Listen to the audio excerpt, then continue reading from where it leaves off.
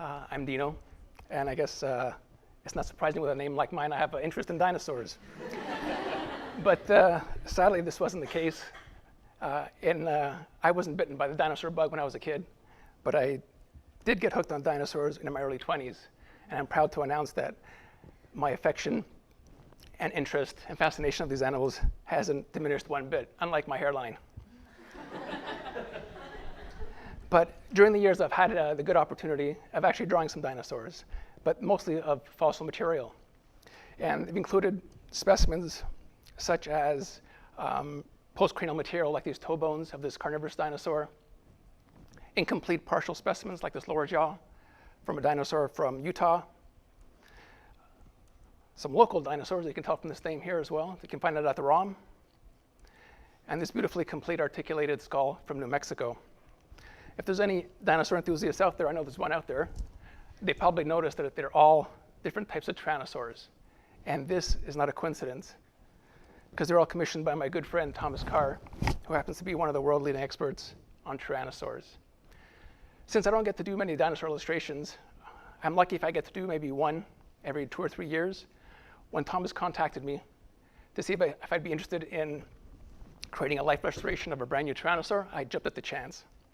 But little did I know that Thomas's research was a work in progress, and then my illustration would evolve as his team of international researchers delved deeper into their data, and that's when my illustration kept evolving as well. This research also was a little controversial in the way it was interpreted as well. So let me introduce you to the fossil. They named it Displetosaurus horneri. It was T-Rex's older cousin. It's about 75 million years old, from the late Cretaceous of Montana. It was almost about 30 feet in length, with a skull that was just shy of 1 meter. So we're talking about a big bloody animal, a huge predator. So it was almost about 3/4 the size of T-Rex.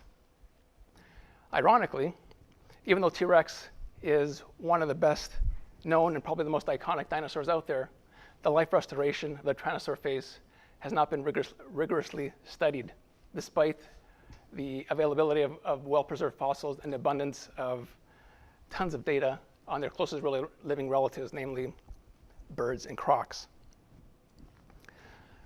So what Thomas and his team wanted to do is look at the soft tissues, or look at the bones, and try to infer what soft tissues actually made those markings on the bones.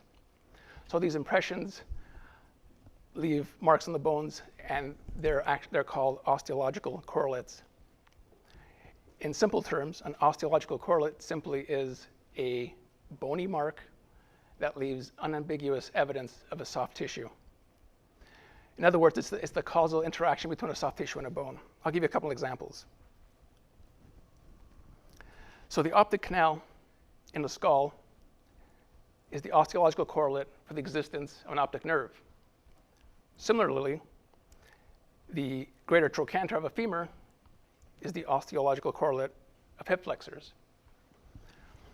So with this approach in mind, Thomas and his team basically tried to predict the epidermal facial covering of this Tyrannosaur. And their initial interpretation was that the fine texture all over the face of the Tyrannosaur was caused by a keratinous sheet, like a bird. So this was the initial concept sketch that Thomas gave me to work with. When I received it, I basically was scratching my head, didn't know what to do with it, because I had a hard time trying to make sense of it. It looked so bizarre and weird. So I tried to look to modern birds to see if they would help me figure out what this thing would look like. So I was trying to find birds that had fairly large beaks, and I was trying to look for birds that actually had the sheath of the beak actually encircle the eye. But throughout my research, I couldn't find a damn one. So I thought maybe I misinterpreted Thomas's concept or his hypothesis. So I leaned more on depending on the appearance of a modern bird in my initial sketches. So I came up with a little thumbnail sketch. This is just to help me out to envision what it looks like. Then I did more of a polished sketch before I sent it to Thomas. Looking at it now in hindsight, it kind of looks like a demented toucan with teeth, which wasn't my plan. So when I sent it to Thomas, he said, I know it's difficult to get your head around this, and I agree with you that there's no living bird that has a beak that envelops the eye, but those are birds, Tyrannosaurs, were different. So with that in mind, he said, we have hypothesized or think that this covering of the face actually looked kind of like a masquerade mask. So okay, that's helpful. So with that in mind, I quickly cobbled together another image where I just used the cloning tool in Photoshop, found some bird texture, the beak texture, and plopped in a bird eye. I sent it to Thomas and said, is this what you're looking for? And his initial impression was, geez, that looks really weird, doesn't it? But yeah, that's the general idea that we're looking for. So I literally went back to my drawing board and refined the new sketch. In the meantime, Thomas and his team actually went back and were finding their research in the background as well. So not surprisingly, there were lots and lots of revisions. So the next iteration of their interpretation was that upon closer inspection of the bones, they noticed that on the Tyrannosaur face, there were different types of textures. So they thought possibly these textures were divided by suture lines. So in the next draft, they had me include suture lines along the beak as well. And again, as a reminder, as I'm making my revisions, they keep tweaking their hypothesis as well. So upon further investigation, they realized that the facial integument, rather the facial texture on the bones of Tyrannosaurs more closely resembles crocs, where both crocs and Tyrannosaurs have many neurovascular foramina arranged in rows all along the oral margin, and it's surrounded by this crenulated, rough, sculpted bone texture. Unlike birds, birds also have these neurovascular foramina, or densely and dense bunches as well, slightly along the oral margins, but they also had these sulci and ridges and these large areas of flat bone, which were consistent with the presence of a beak. So they basically had to exclude the possibility of meat-eating dinosaurs having beaks. So if they didn't have beaks, what did they look like? Since the facial texture on the bones of this Daspletosaurus really is almost identical to crocs, they thought that since on a croc, this surface texture is caused by the overlying integument, and the overlying integument basically are flat, large scales, then possibly this Tyrannosaur had large, flat scales as well. And in addition, unlike crocodilians, they noticed that Tyrannosaurs had a variety of different other integumentary structures as well.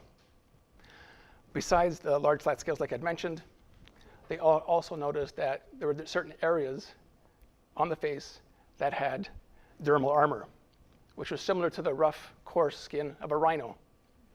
And these areas were on the cheek, just over the eye, on top of the snout, the tip of the snout, and sort of in the chin area as well.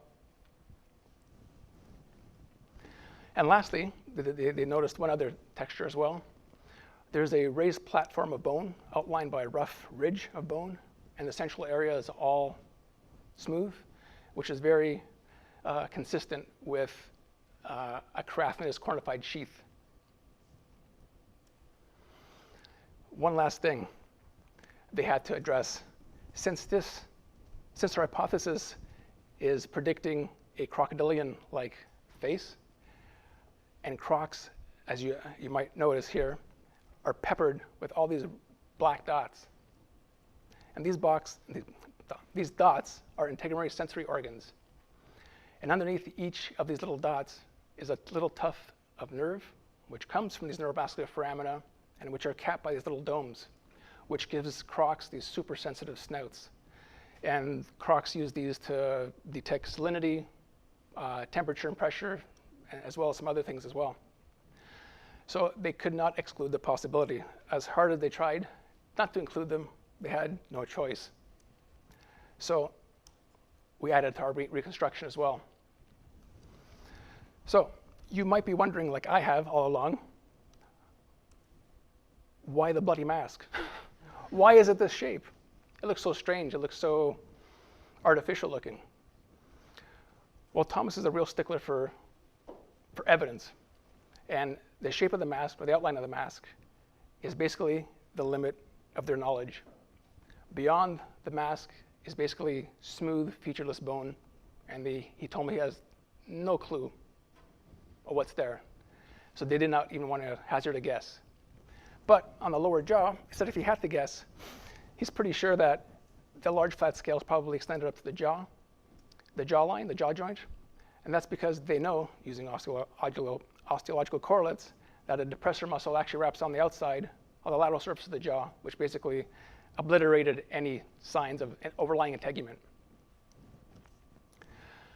So finally, we had an illustration for publication. Now came the fun part.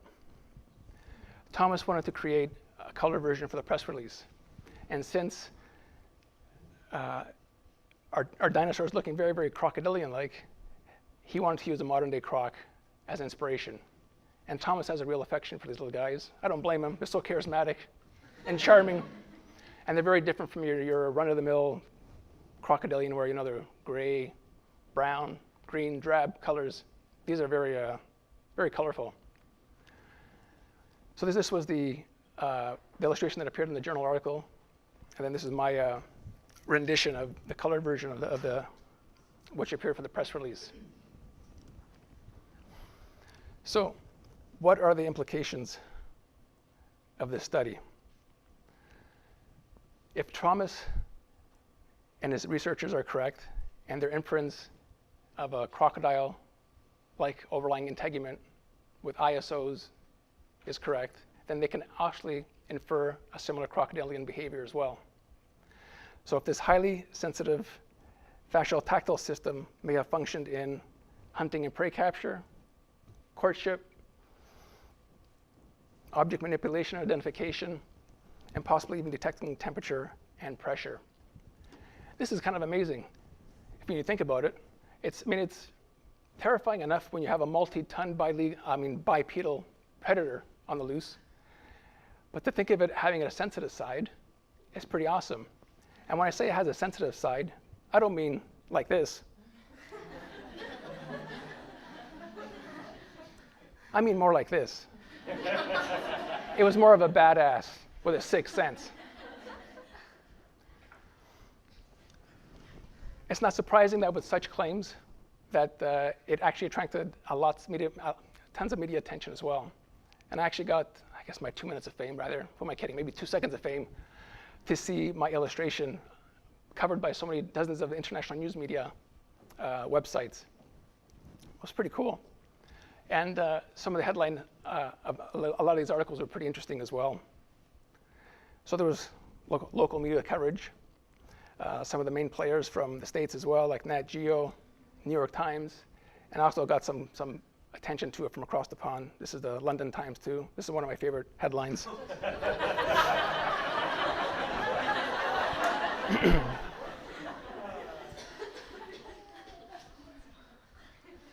So what's the importance of the research? First of all, it actually is the first rigorously studied, peer-reviewed idea about skin anatomy of Tyrannosaurs, so it establishes the null hypothesis, which is very important. Secondly, with this new data, it actually transformed our perception of Tyrannosaur-like appearance, and it actually gives us real data to refine our ideas of Tyrannosaur appearance and evolution. Thank you for inviting me to talk. It was a pleasure.